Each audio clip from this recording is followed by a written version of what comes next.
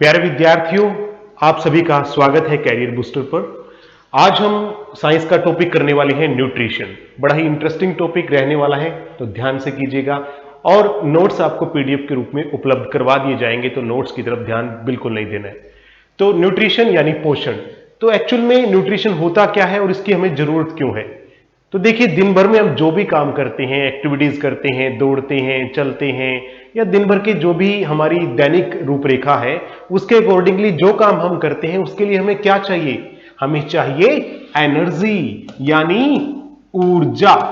क्या चाहिए प्यारे विद्यार्थियों? हमें उसके लिए ऊर्जा चाहिए, एनर्जी चाहिए। बिना ऊर्जा के हम काम नहीं कर पाएंगे। और वो ऊर्जा हमें मिलेगी कहां से? तो वो ऊर्जा हमें मिलेगी भोजन से, यानी कि फूड से। ठीक है, तो फूड लेकर के एनर्जी ऑब्टेन करना ही क्या कहलाता है? न्यूट्रिशन यानी पोषण। The process of obtaining energy from food, obtaining energy from food, यानी कि भोजन से ऊर्जा प्राप्त करना क्या कहलाता है? पोषण कहलाता है। आजकल हम जो भी काम कर रहे हैं प्यारे विद्यार्थियों, आप जॉब की तैयारी कर रहे हैं, हम करवा रहे हैं, इस सभी के पीछे जो लॉजिक है वो भरण पोषण है, यानी कि हर कोई अपने पेट के लिए काम कर रहा है। ठीक है, और यही पेट है जो हमें मोटिवेट करता है कुछ नया करने के लिए, और इसीलिए हम कुछ भी कर जाते हैं। कहा जाता है ना कि मौत का बेरहम इतिहास बदल सकते हो, मौत का बेरहम इतिहास बदल सकते हो, पाप का पुण्य में विश्वास बदल सकते हो, अपनी बाहों पर भरोसा अगर कर लो तुम, तो यह तो धरती है तुम आकाश बदल सकते हो, यह तो धरती है तुम आकाश बदल सकते हो। तो प्यारे विद्यार्थियों, पोषण को तो हमने अच्छी तरह से समझ लिया कि process of obtaining energy from food, भोजन से ऊर्जा प्राप्त करना पोषण कहलाता है। अब देखिए, टाइप ऑफ न्यूट्रिशन, आखिरकार पोषण कितने प्रकार का होता है? टाइप ऑफ न्यूट्रिशन, हमारी जितनी भी वीडियोस रहेंगी ना, वो सारी की सारी बाइलिंगुअल रहेंगी, यानी हिंदी और इंग्लिश दोनों मीडियम में रहेंगी, ताकि दोनों मीडियम के बच्चों को किसी प्रकार की दिक्कत न आए। तो टाइप्स ऑफ न्यूट्रिशन, तो दो ही प्रकार का होता है न्यूट्रिशन। एक होता है ऑटोट्रोफिक, ऑटोट्रोफिक, ऑटोट्रोफिक यानी स्वपोषी। दूसरा जो होता है प्यारे विद्यार्थियों, वो होता है हिट्रोट्रोफिक, हिट्रोट्रोफिक। हिट्रो मीन्स क्या होता है? ऑटो मीन्स होता है अपने आप, तो इसलिए मैंने यहां पर लिखा स्व। स्व क्या मतलब क्या होता है? स्वयं, स्वयं यानी अपने आप। हिट्रो मीन्स क्या होता है? दूसरों से, तो इसको हम बोलते हैं विषमपोषी, विषमपोषी। तो दो प्रकार का न्यूट्रिशन हम यहां पर देख पाएंगे, एक होगा स्वपोषी और दूसरा होगा विषमपोषी। अब जान लीजिए कि स्वपोषी क्या होता है, ऑटोट्रोफिक न्यूट्रिशन क्या होता है। What is autotrophic nutrition?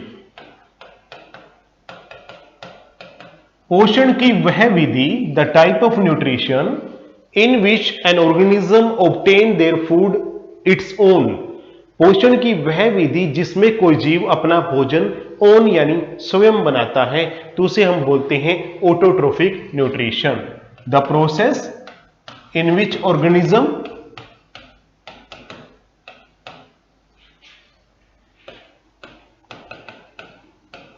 Prepare its food own,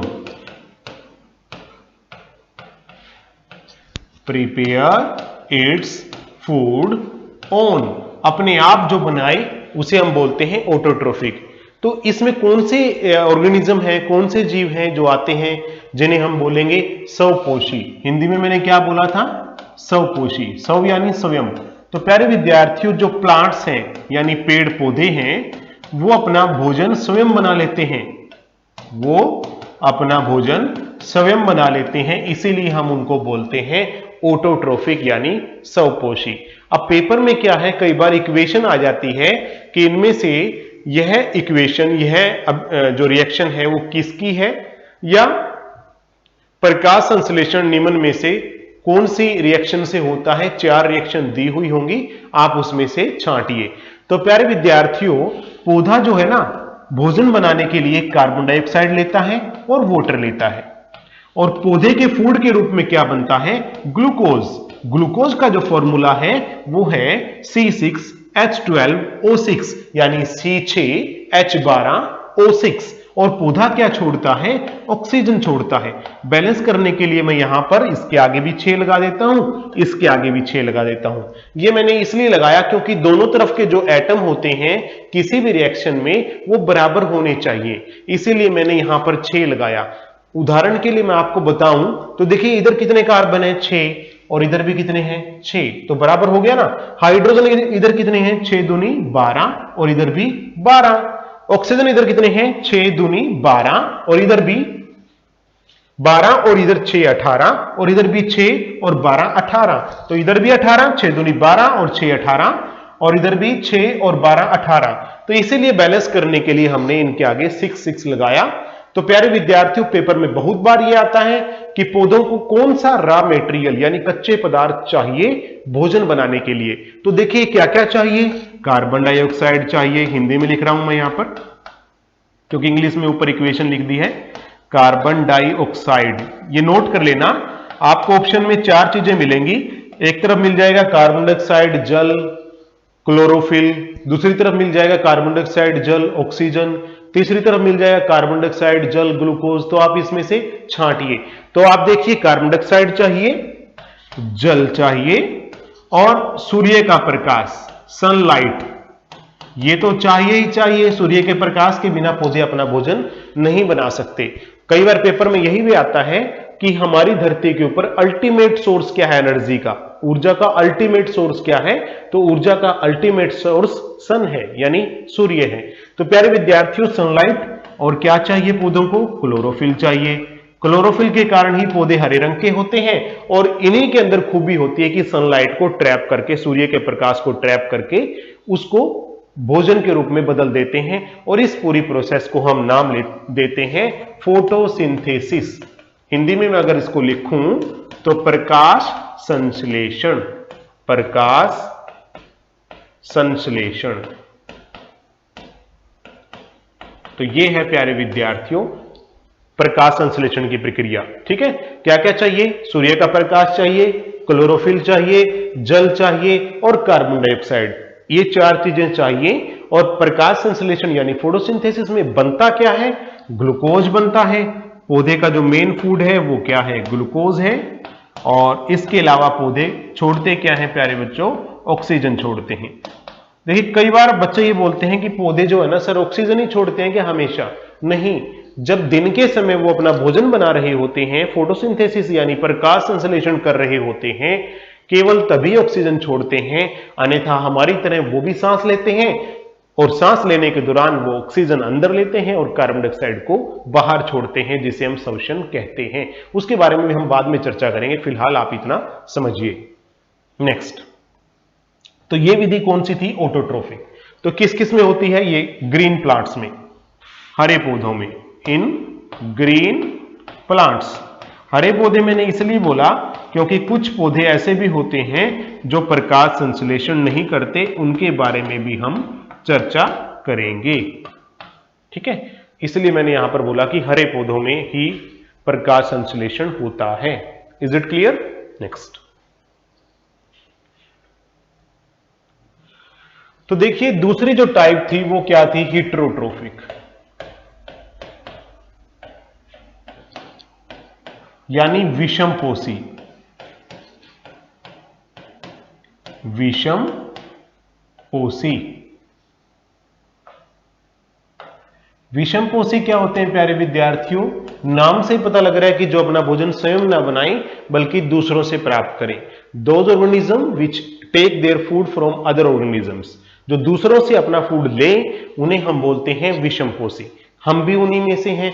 अपना फूड नहीं बना सकते क्योंकि हमारे में क्लोरोफिल नहीं है, सूर्य के प्रकाश की उपस्थिति में अपना भोजन स्वयं नहीं बना सकते। क्लियर है ना? तो विषमपोषी कितनी टाइप है? एक है सैप्रोट्रोफिक, यानी हिंदी में हम इसको लिखेंगे मृतजीवी। सैप्रोट्रोफिक यानी मृतजीवी, ऐसे जीव जो अपना भोजन मरे हुओं से प्राप्त करें उसे हम बोलते हैं मृतजीवी। क्लियर है ना? ठीक है। इनके अंदर कौन सा आता है, बहुत सारे पेपर के अंदर एग्जाम्पल आता है कि इनमें से कौन से जीव मृत जीवी हैं।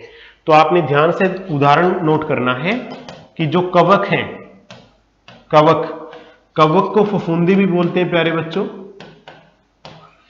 ठीक है।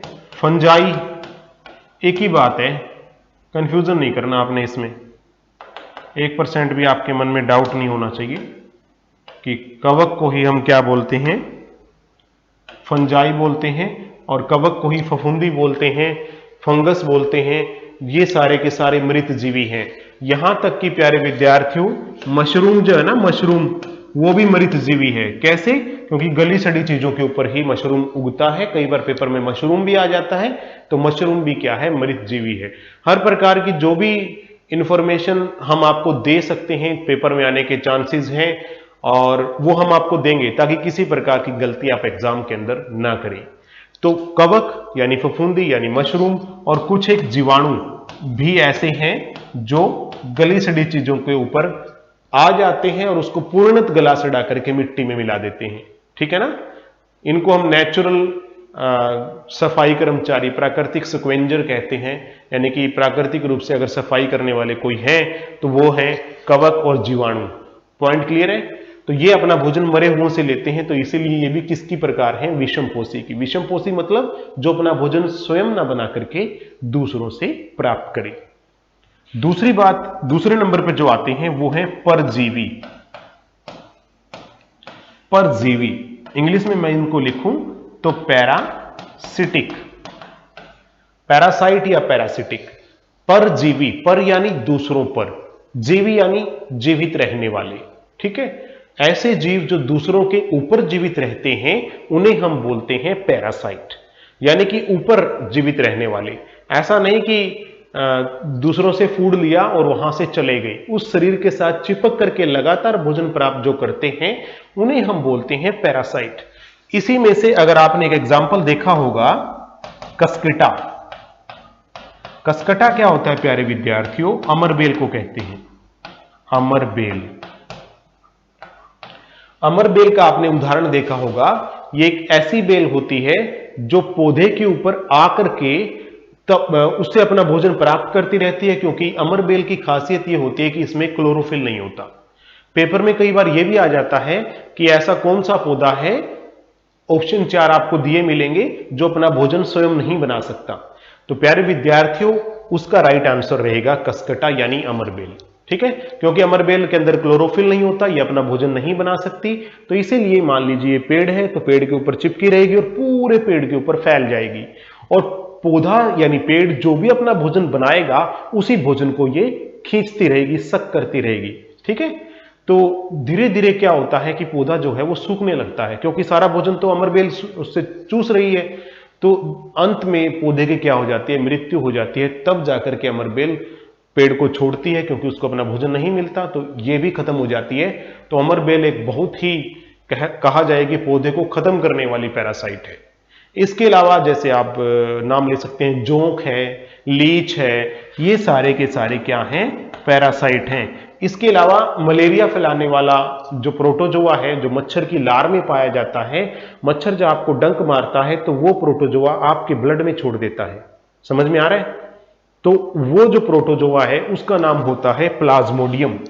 प्लाज्मोडियम ये भी पैरासाइट है। कैसे? क्योंकि जब मच्छर इस प्लाज्मोडियम को किसी व्यक्ति के शरीर में छोड़ देता है अपनी लार के द्वारा, तो उसके रक्त से ये भोजन प्राप्त करता है प्लाज्मोडियम और अपनी संख्या को बढ़ाता रहता है। इसीलिए प्लाज्मोडियम को भी हम पैरासाइट यानी परजीवी की संज्ञा देते हैं। नेक्स्ट, तीसरे नंबर पर आते हैं प्यारे विद्यार्थियों, इसी की तीसरी टाइप मैं यहीं पे लिख देता हूं ताकि आपको कंफ्यूजन ना हो। तीसरी टाइप आती है होलोजोइक। अब हम अगले पेज पे चलते हैं। ये होलोजोइक क्या है आपको समझाने के लिए। होलोजोइक न्यूट्रिशन,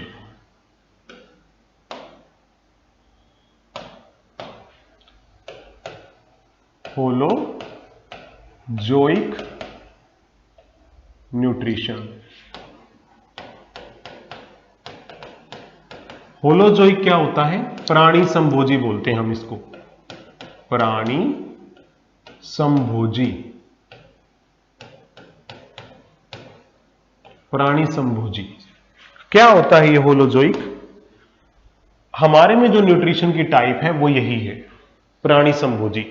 यानी बाकी जो जीव बच गए जो पहले भोजन को खाते हैं, फिर चबाते हैं और फिर उस चबाए हुए भोजन को शरीर में पचा करके अवशोषित कर लेते हैं और फिर उस अवशोषित करे हुए भोजन से निरंतर ऊर्जा प्राप्त करते रहते हैं, ऐसे सारे जीवों के अंदर जो पोषण की प्रकार है वो कहलाती है प्राणी संभोजी यानी होलोजोइक न्यूट्रिशन। क्लियर हो गया? तो मनुष्य यानी ह्यूमन बीइंग,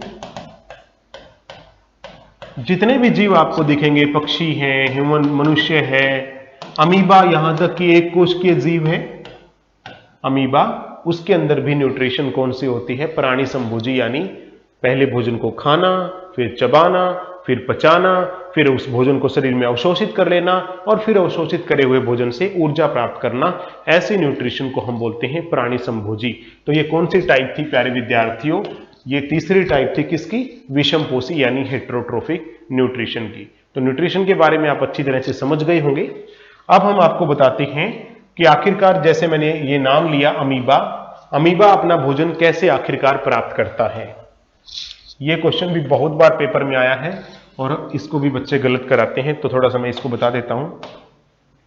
देखिए, अमीबा जो है ना प्यारे विद्यार्थियों, वो एक ही कोशिक जीव है, यानी उसमें केवल एक ही कोशिका होती है।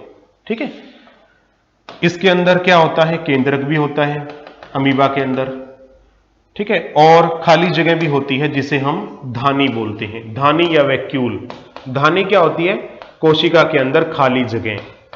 ये खाली जगह किस लिए होती है? कोई भी भोजन लेगा तो इस खाली जगह के अंदर उस भोजन को लेकर के जाएगा। ये अमीबा है। और प्यारे विद्यार्थियों, मैं आपको बता दूं, अमीबा का कोई आकार नहीं होता, ये अपना आकार निरंतर बदलता रहता है। जैसे अब ये है इस प्रकार का आकार और कुछ समय बाद आप इसका आकार देखोगे तो इस प्रकार का भी देखने को मिल सकता है। यानी कि ये अपना जो आकार है वो निरंतर क्या करता रहता है? बदलता रहता है। पॉइंट क्लियर है? अपना आकार क्या करता रहता है? लगातार बदलता रहता है। ठीक है, अब मैं आपको बताता हूं कि अपना भोजन कैसे प्राप्त करता है। मान लीजिए ये अमीबा का भोजन है, ठीक है, तो जैसे ही अमीबा भोजन के पास जाएगा, मैंने आपको बताया कि ये अपनी आकृति क्या करता रहता है? बदलता रहता है। तो भोजन के पास जाएगा तो क्या करेगा? अपनी आकृति को वैसे ही बना लेगा जैसा भोजन है, इस प्रकार से। ये इसका क्या था? भोजन था यहां पर, और इसने भोजन को निगलने के लिए क्या किया? एक आकृति बना ली। किस जैसी? मुंह जैसी आकृति बना ली। ये इसका केंद्रक है और ये मैंने आपको बताया था इसके अंदर क्या है? खाली जगह है जिसे हम वैक्यूल या धानी बोलते हैं। तो इसने अपनी आकृति कैसी बना ली? जैसा भोजन था वैसा ही मुंह बना लिया। कई बार पेपर में यही आता है कि अमीबा अपना भोजन किसके द्वारा प्राप्त करता है। तो ये जो आपको दो हिस्से यहां पर दिख रहे हैं, मुंह जैसा आकार, एक्चुअल में ये इसका मुंह नहीं होता, इसको हम सूडोपोडिया बोलते हैं। सूडोपोडिया। सूडो मतलब क्या होता है? नकली, फॉल्स। और पोडिया मतलब क्या होता है? पोडिया मींस क्या होता है? माउथ।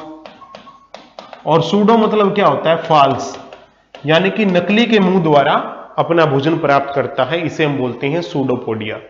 भोजन को प्राप्त करने के बाद कहां ले जाता है? इस खाली जगह में, जिसको मैंने क्या नाम दिया था?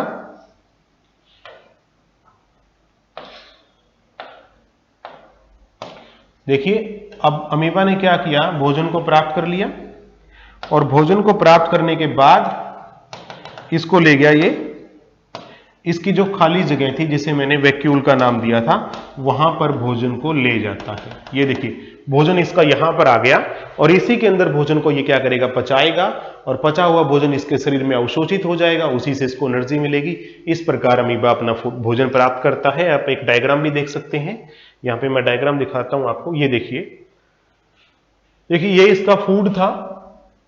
तो जैसे ये फूड के पास गया सूडोपोडिया, मैंने आपको बताया था हम इसको बोलते हैं फॉल्स माउथ, यानी नकली का मुंह।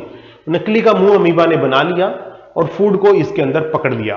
पकड़ने के बाद इस भोजन को ले गया खाली जगह में जिसे मैंने वैक्यूल कहा था और यहीं पर भोजन को अवशोषित कर लेता है। तो क्वेश्चन यहां से क्या बनता है? क्वेश्चन ये बनता है पहला कि अमीबा अपना भोजन किसके द्वारा प्राप्त करता है? सूडोपोडिया द्वारा। दूसरा, अमीबा के अंदर पोषण की विधि कौन सी है? होलोजोइक यानी प्राणी संभोजी। ठीक है। तीसरा, अमीबा कैसा जीव है? एक कोशिकीय, दो कोशिकीय या बहुकोशिकीय? तो प्यारे विद्यार्थियों, एक कोशिकीय यानी यूनिसेलुलर, एक कोशिकीय, एक ही कोशिका इसमें होती है। जैसे अगर हम हमारी बात करें तो हमारा शरीर लाखों कोशिकाओं से मिलकर बना हुआ है, पर अमीबा के अंदर एक ही कोशिका होती है, इसीलिए इस जीव को हम बोलते हैं यूनिसेलुलर ऑर्गेनिज्म। क्लियर? नेक्स्ट, अब हम हमारी बात करते हैं मनुष्य की, ह्यूमन बीइंग।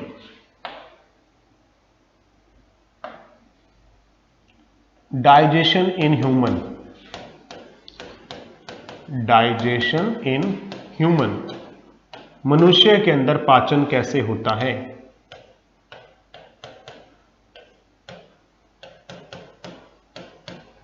पाचन। तो इसको करवाने से पहले दो चार बातें मैं आपको बताता हूं कि जो भी हम भोजन खाते हैं वो भोजन हमारे दांतों के द्वारा तोड़ा जाता है। उन दांत अलग अलग टाइप्स के होते हैं, तो पेपर में कई बार ये भी आता है कि हमारे अंदर कौन कौन से दांत पाए जाते हैं। Types of teeth. तो प्यारे बच्चों, हमारे में टोटल 32 टीथ पाए जाते हैं, यानी 32 दांत। ठीक है। कितने दांत पाए जाते हैं? 32। इसमें से 20 दांत वो होते हैं जो टूट करके दोबारा आ जाते हैं, जिन्हें हम टेम्पररी टीथ बोलते हैं, और 12 दांत ऐसे होते हैं जो एक ही बार लाइफ में आते हैं, जिन्हें हम परमानेंट टीथ बोलते हैं। तो अब देखिए 32 दांत होते हैं। 32 दांत कौन कौन से होते हैं? ये मैंने ऊपर वाला जबड़ा ले लिया। ठीक है। ऊपर वाले जबड़े में आगे के जो दो दांत होते हैं, दो इधर और दो इधर, इन्हें हम बोलते हैं प्यारे विद्यार्थियों इंसीजर। इंसीजर यानी काटने वाले। ठीक है। उसके बाद का जो एक एक दांत होता है, ये वाला थोड़ा बड़ा होगा। ये शेर के अंदर तो बहुत बड़ा होता है। शेर के अंदर तो ये दांत मैं आपको बताऊं थोड़ा सा, अगर इसको थोड़ा सा मैं आपको अलग से बना के दिखाऊं तो इतना लंबा भी होता है शेर के अंदर, तो ये वाला दांत। पर मनुष्य के अंदर थोड़ा छोटा होता है, क्योंकि हम जो है शाकाहारी जीव हैं, तो हमारे में जो दांत है ये थोड़ा छोटा होगा। तो ये जो तीखे दांत हैं दो, एक ये और एक ये, इन्हें हम क्या बोलते हैं? इन्हें हम बोलते हैं कैनाइन, यानी फाड़ने वाले। ये दो दांत कौन से होंगे? फाड़ने वाले, कैनाइन। आगे के जो 4 दांत आपको दिख रहे हैं, इन्हें हम बोलते हैं इंसीजर, यानी काटने वाले। और एक एक दांत क्या होता है? फाड़ने वाला। ठीक है।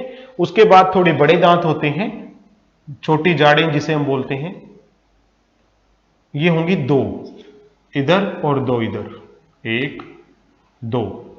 इन्हें हम क्या बोलते हैं प्यारे बच्चों? ये और ये, इन्हें हम बोलते हैं प्रीमोलर, यानी अगर चर्वणक, यानी कि चबाने वाली जो जाड़ें हैं उनसे पहले जो थोड़े बड़े दांत हैं, उनका काम भी मेन यही होता है चबाने का, तो इन्हें बोलते हैं अगर चर्वणक, अगर चर्वणक।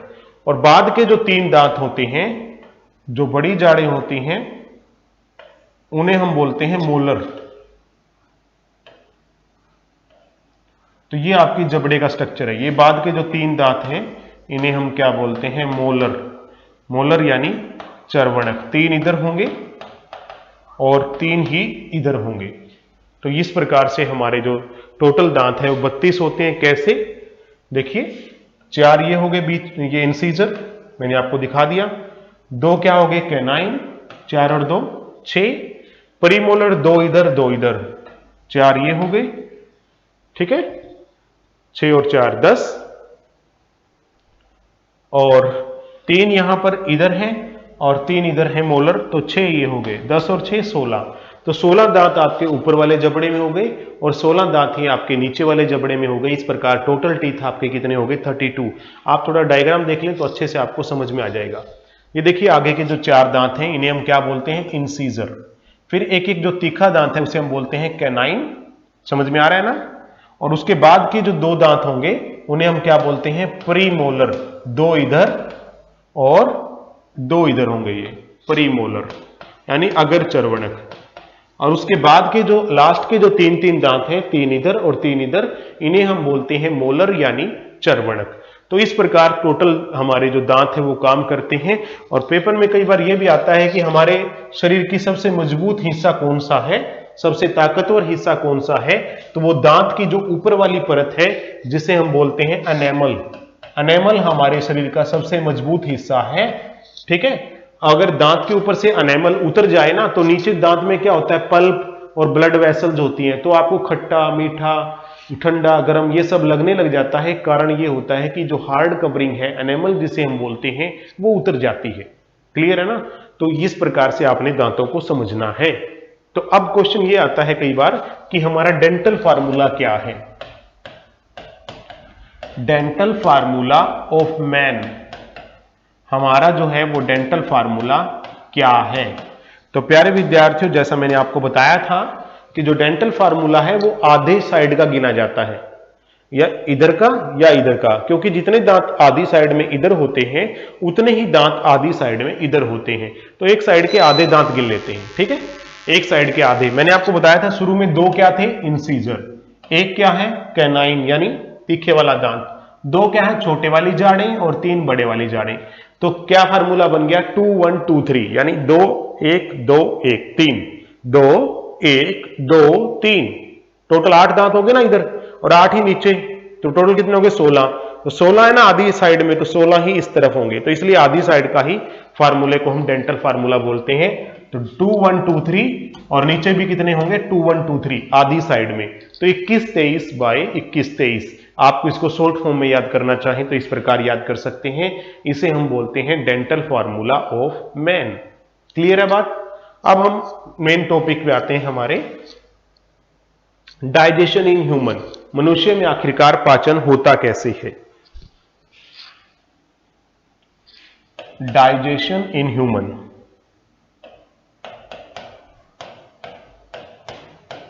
डाइजेशन इन ह्यूमन, मनुष्य में पाचन।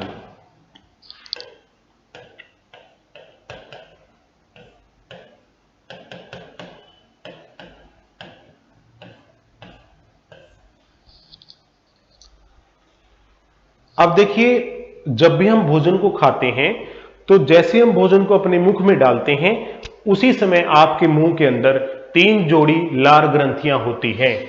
लार ग्रंथियों को क्या बोलते हैं इंग्लिश में, सैलिवरी ग्लैंड्स। कितनी जोड़ी होती है ये, 3 पेयर्स, 3 जोड़ी। कौन कौन से होते हैं 3 जोड़ी लार ग्रंथियां मुंह में जहां से लार निकलती है, ठीक है, उनका नाम है पैरोटिड। 3 ग्रंथियों का नाम क्या है, पैरोटिड, सबलिंगुअल और सब मैक्सिलरी। ये 3 जोड़ी लार ग्रंथियां होती हैं जिनमें से लार निकलता है। ठीक है, ये भी आप नोट कर लेना, बहुत बार पेपर में ये भी आ जाता है कि इनमें से कौन सी लार ग्रंथि है।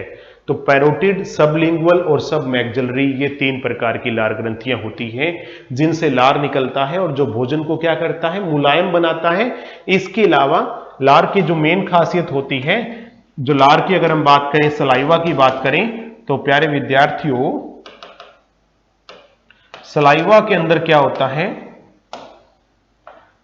टाइलिन नामक एंजाइम होता है। टाइलिन, टाइलिन का ही दूसरा नाम है सेलिवरी अमाइलेज, सेलिवरी अमाइलेज। तो टाइलिन नामक एंजाइम होता है सलाइवा में। इसका काम क्या है, स्टार्च यानी कार्बोहाइड्रेट को पचाना।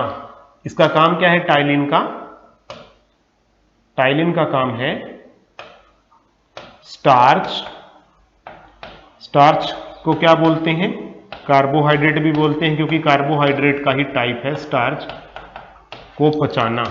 यहां पे मैं कंप्लीट लिख देता हूं क्योंकि नोट्स के अंदर आपको किसी प्रकार की कोई दिक्कत न आए।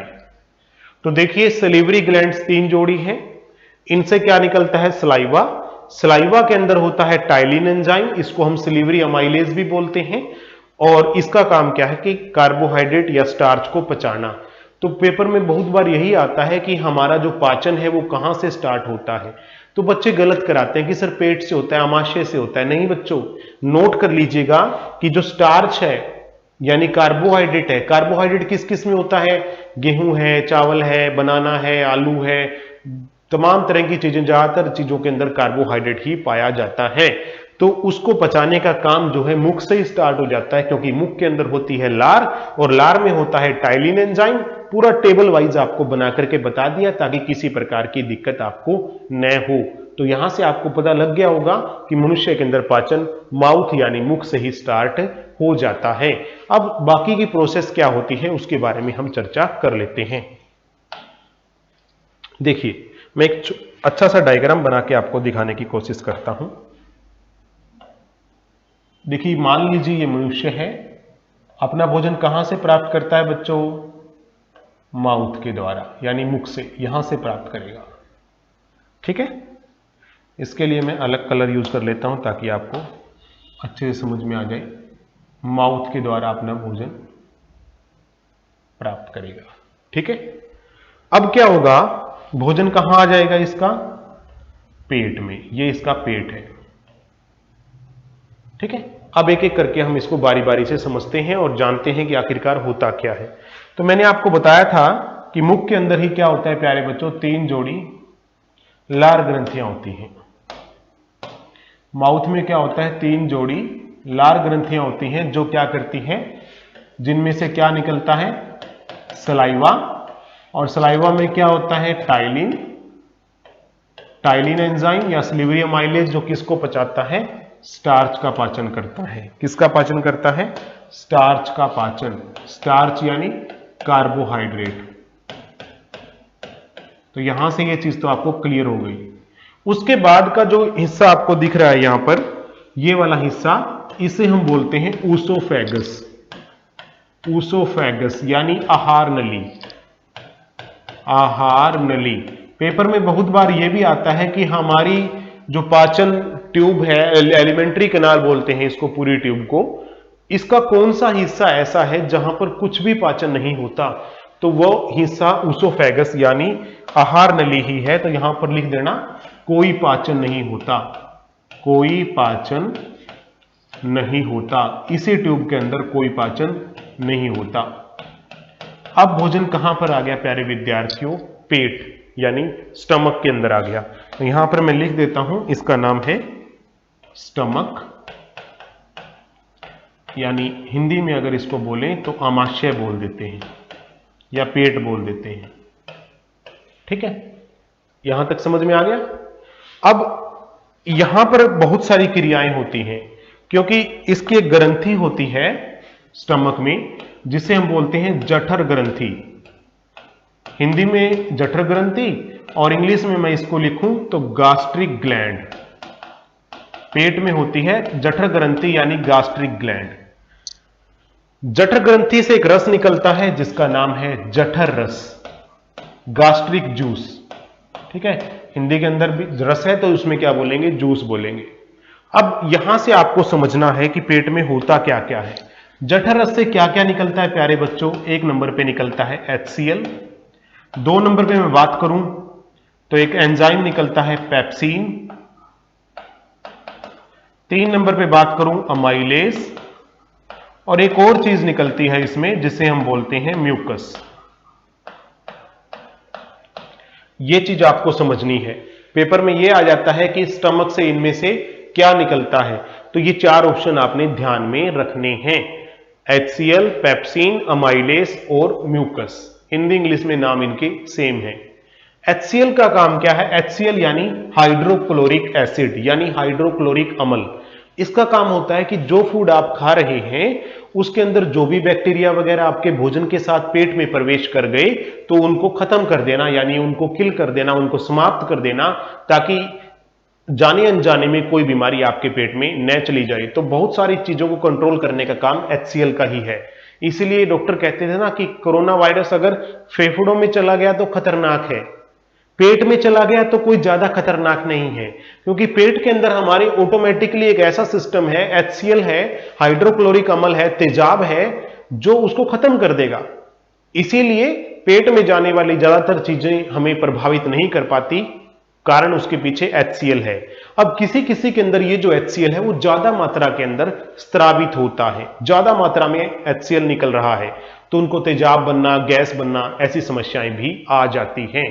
अब ये जो HCl होता है प्यारे विद्यार्थियों, ये हमारे पेट को भी जला सकता है, लेकिन उससे बचने के लिए ये जो म्यूकस आपको दिख रही है, जिसको मैंने क्या नाम दिया, म्यूकस का नाम दिया, ये पेट के अंदर एक पतली सी परत बना लेती है, चिपचिपी सी परत, जिसका काम क्या होता है कि पेट को HCl के प्रभाव से बचाना, कि HCl हमारे पेट को ही न जला दे, उसको बचाने का काम कौन करती है, म्यूकस करती है। उसके अलावा 2 एंजाइम मैंने और बताए, पेप्सिन, ये जो प्रोटीन हम खाते हैं उसको पचाने का काम करता है, P से पेप्सिन, P से प्रोटीन, याद भी आसानी से रह जाएगा। अमाइलेस, जैसा मैंने कहा था ना, टाइलिन का दूसरा नाम अमाइलेस है। टाइलिन का दूसरा नाम क्या बताया था मैंने, अमाइलेस या सलीवरी अमाइलेस, क्योंकि ये सलाइवा में होता है, लार में होता है।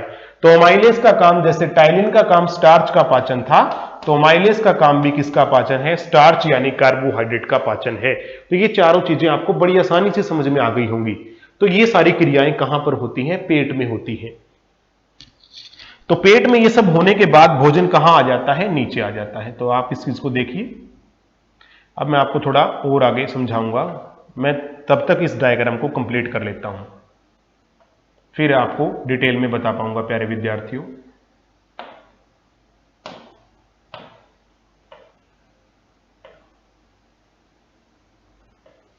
ये जो हिस्सा मैं आपको ड्रॉ कर रहा हूं, इसे हम बोलते हैं लीवर। लीवर यानी यकृत, लीवर। इसके अंदर से एक रस निकलता है, जिस रस का नाम है बाइल यानी पित्तरस। पित्तरस, इसका काम है वसा को तोड़ना। इसीलिए जब मैं आपको बता दूं कि जब भी लीवर में दिक्कत होती है, जैसे जोंडिस हो गया, पीलिया हो गया, तो पीलिया कौन से अंग को प्रभावित करता है, लीवर को। तो उस कंडीशंस में जो हम वसा युक्त पदार्थ है उसको नहीं पचा पाते, क्योंकि लीवर की जो फंक्शनिंग है वो कम हो जाती है, उसकी ताकत कम हो जाती है। तो लीवर से क्या निकलता है, बाइल यानी पित्तरस निकलता है, जो वसा के पाचन में सहायता करता है। इसलिए पीलिया यानी जोंडिस होने पर आपको वसा युक्त चीजें न खाने की सलाह दी जाती है, जैसे घी, दूध वगैरह। ठीक है, तो ये पित्तरस निकला, पित्तरस इसके अंदर इकट्ठा होता है, इसे हम बोलते हैं गाल ब्लैडर यानी पित्ताशय। कई बार इसके अंदर पथरी भी हो जाती है, तो बोलते हैं ना पित्त की थैली निकाल दी, तो वो यही पित्त की थैली है, जिसे हम पित्ताशय बोलते हैं।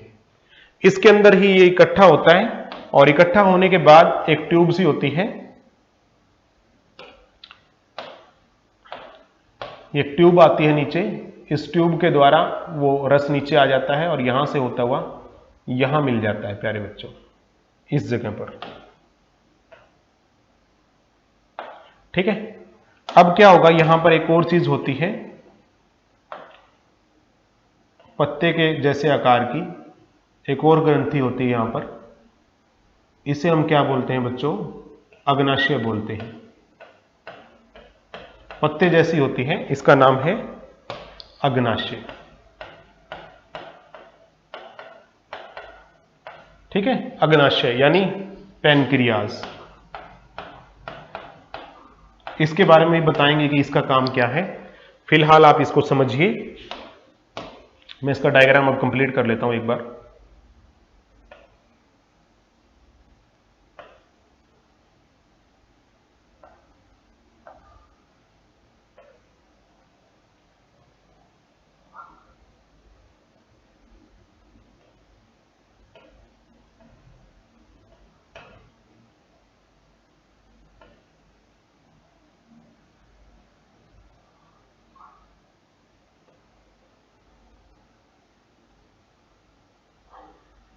थोड़ा यहाँ पर हमने आपको दिखाएंगे इस प्रकार से।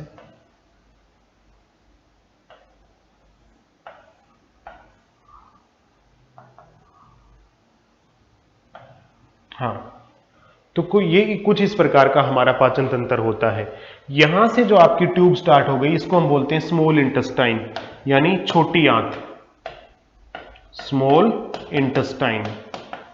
ठीक ठीक है, इससे भी जूस निकलता है जिसका नाम है सक्कस एंट्रिकस या इंटेस्टाइनल जूस भी बोल देते हैं। कई बार सक्कस एंट्रिकस आ गया तो सक्कस एंट्रिकस लिख देना कि अभी भी कोई चीज अगर नहीं पची तो उसको पचाने का काम छोटी आंत का होता है। लेकिन उससे पहले इस पत्ते जैसे आकार को अच्छी तरह से समझिए। इसको हम बोलते हैं अग्नाशय। ये ग्रंथि है जिससे न केवल एंजाइम निकलते हैं भोजन को पचाने के, इसके अलावा इससे हार्मोन भी निकलते हैं।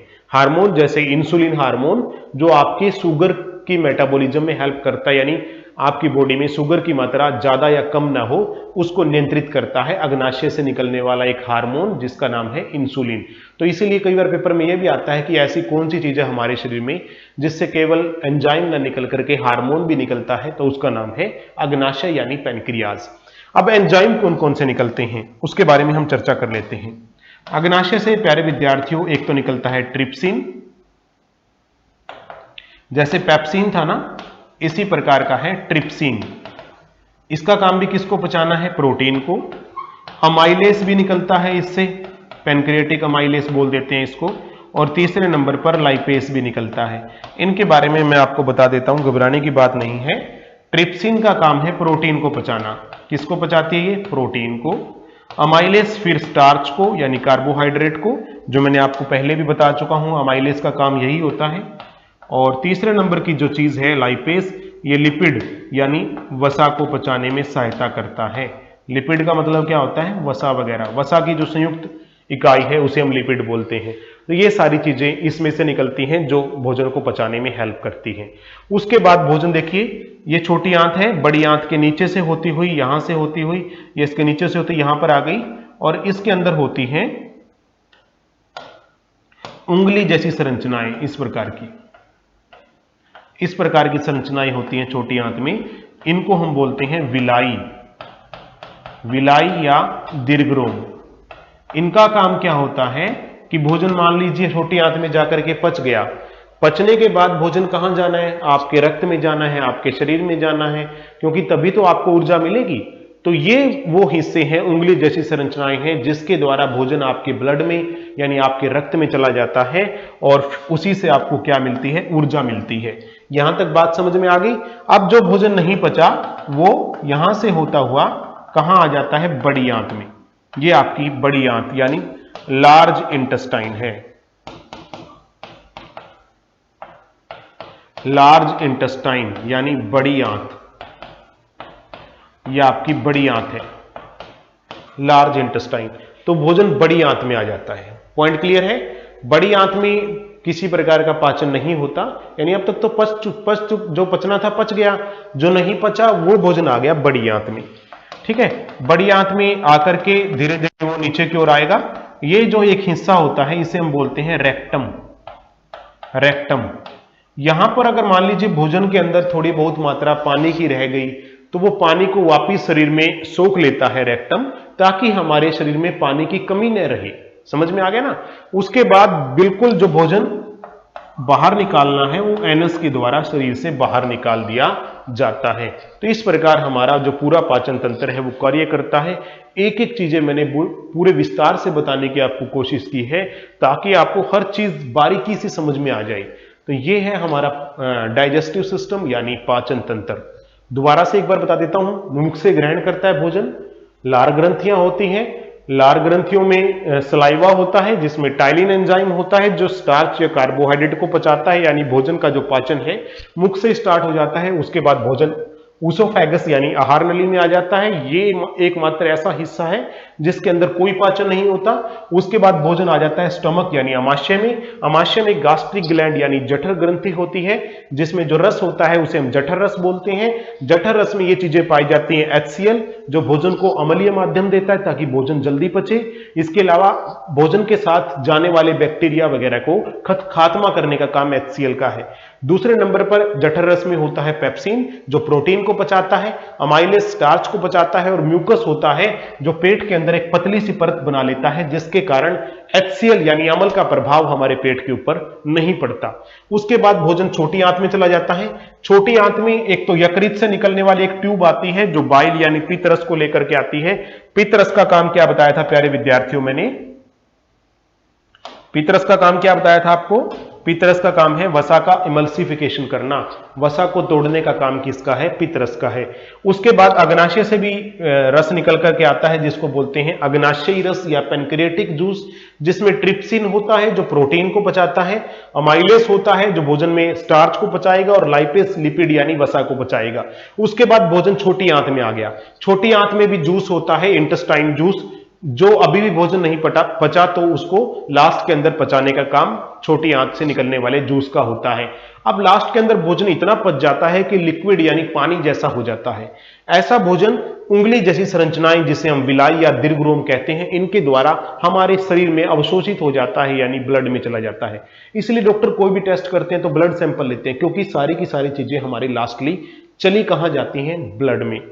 भोजन जो पच गया ठीक है, नहीं पचा वो बड़ी आंत में आ गया, और बड़ी आंत से वो नीचे रेक्टम में आ गया। रेक्टम का काम क्या है? पानी को अवशोषित कर लेना। और लास्ट में है एनस। एनस का काम क्या है प्यारे विद्यार्थियों? जो भोजन नहीं पचा उसको शरीर से बाहर निकाल देना। तो इस प्रकार का जो हमारा एक्टिविटी है पाचन तंत्र में ये होती है। मेरे हिसाब से आपको बहुत अच्छे से समझ में आ गई होंगी। अगली क्लास आपकी जल्द ही स्टार्ट होगी। Thank you.